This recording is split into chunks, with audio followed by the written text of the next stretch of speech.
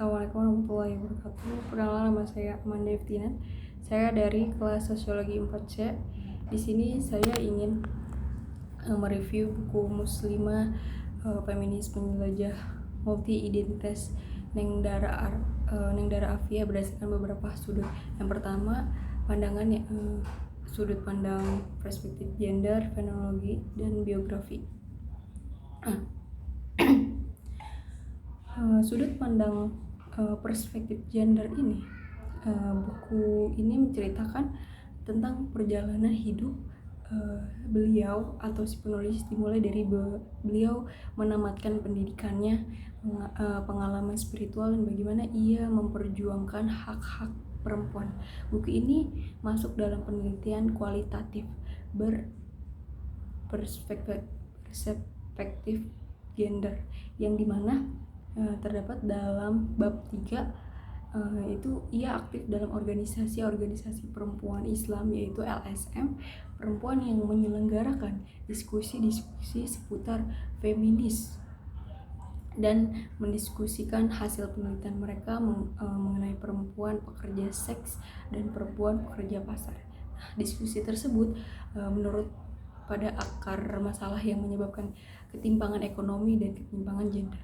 Bu Neng Dara Afia ini juga aktif dalam Fayat NU yang disebut sebagai gerakan perempuan yang berperspektif gender, sebuah perspektif yang membongkar pemahaman lama tentang peran gender setidaknya dalam 3 hal. Pertama, pembongkaran terhadap makna atau kodrat atau sesuatu yang dipandang alami bagi perempuan. Nah, yang kedua, membongkar pemahaman lama tentang argumentasi pembagian kerja secara seksual. Dan yang ketiga itu perspektif ini membuka ruang untuk menelusuri akar-akar sejarah sosial, mengapa muncul subordinasi, kekerasan, dan ketidakadilan terhadap perempuan, serasa mengenali kekuatan diri untuk dapat mendorong kekuatan kolektif ini.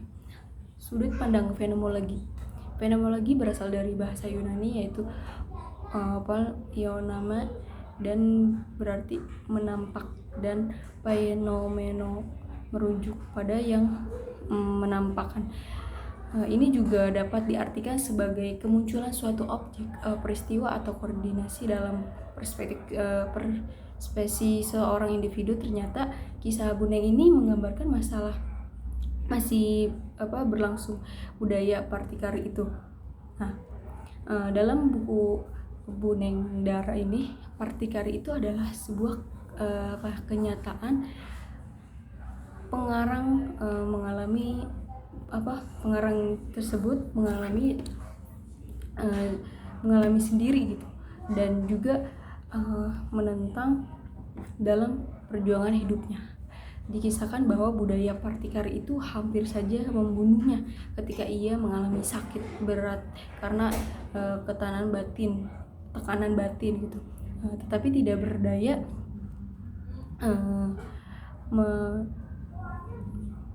menentangnya gitu, karena yang ditentangnya adalah bapaknya sendiri yang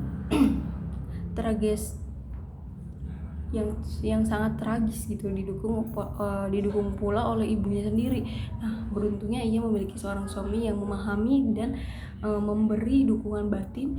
Jadi tidak semua lelaki itu menganut budaya partikari di zaman sekarang ini.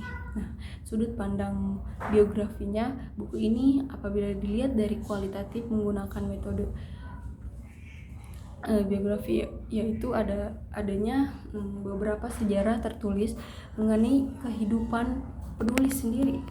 Sang penulis yang bernama Bu Neng Dara Afia ini berasal dari kota kecil di Kecamatan Labuan, Kabupaten Pandeglang, Provinsi Banten.